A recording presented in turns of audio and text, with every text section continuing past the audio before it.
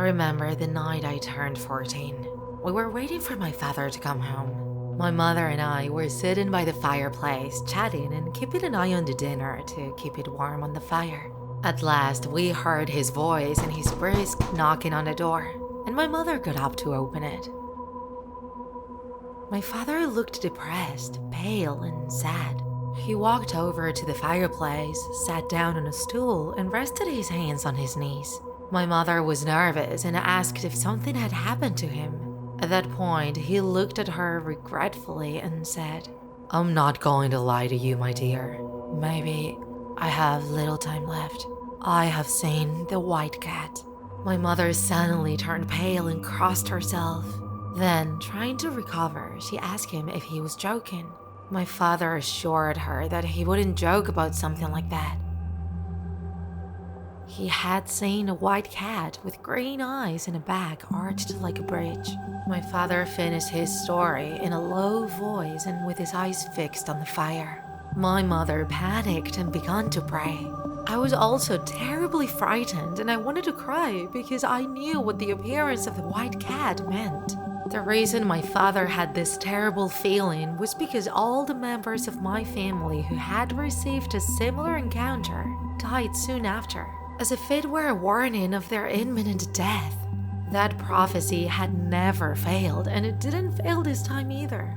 A week later, my father fell ill with a high fever and died within a month. This curse has been associated with my family for 80 years. I talked a long time ago with elderly relatives who clearly remembered everything related to this case. It happened as follows. My great-uncle was at that time the owner of the old Drumgunniol farm. He was rich, but money doesn't soften a hard heart, and unfortunately, he was a cruel man. At that time, there lived in the mountains a pretty girl. Her family was not wealthy, but she was so beautiful that many men were interested in being her partner, as was my great-uncle. He fell in love, but finally behaved badly with her. He promised her that she would be his wife and convince her to go with him.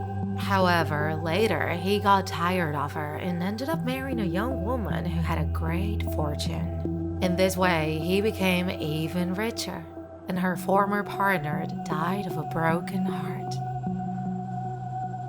One night, he was coming home from a fair.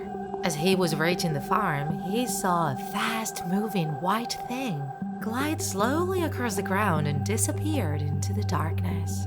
He had to pass by an oak branch, but at that moment, the horse stopped. My great-uncle yelled at him, got down to take him by the reins, but the animal backed away. He got back on the horse. He was very angry at the resistance of the animal and used the whip viciously. Suddenly, the horse began to move, and my great-uncle, passing under the branches of the oak tree, saw clearly beside him a woman with her arm outstretched. As he passed her, she hit him hard on the back, causing him to hit his head on the horse's neck. The animal, terrified, came running to the door of the man's house. More dead than alive, my great-uncle walked in. He told his story, but assured that he hadn't recognized the woman's face. However, when he spoke to the priest, he told him that she was the ghost of his ex-partner, whom he had abandoned. From that moment on, my great-uncle never recovered, and soon after, he died. At the wake, the corpse was placed in a small room. Afterwards, they left him alone while they made preparations to bury him. As one of the maids approached the bed, she left the room with a cry. She said the man had his head up and was staring at the door with wide eyes. One of the farm workers accused her of being crazy. Another one told her that it had been her imagination when she entered the dark room. However, the maid knew very well what she had seen. An elderly woman in the family asked for a candle so she could see what was happening. The old woman began to pray as fast as her lips would allow and led the group with a candle in her hands. The woman hadn't gone more than a few steps when she stopped short. There was a white cat on the chest of the corpse.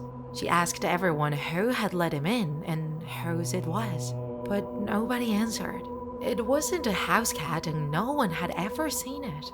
Suddenly, the cat scrambled onto the cushion beside the corpse's head and, casting a glance at everyone present, slithered slowly along the body, meowing slowly but fiercely as it approached. Everyone left the room terrified, closing the door behind them. During the 2 days that the body was kept at home, every time someone entered the room, the cat was on top of the corpse.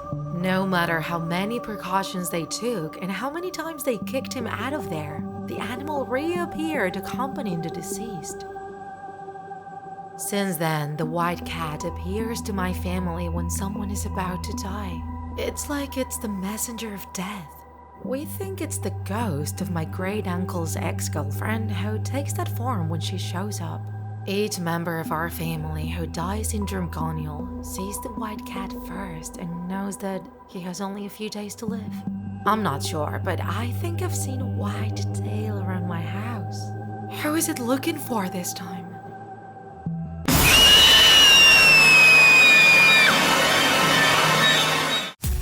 If you enjoyed this video, don't forget to like it. And if you want to see more Draw My Life horror videos, subscribe to our channel. See you in the next episode.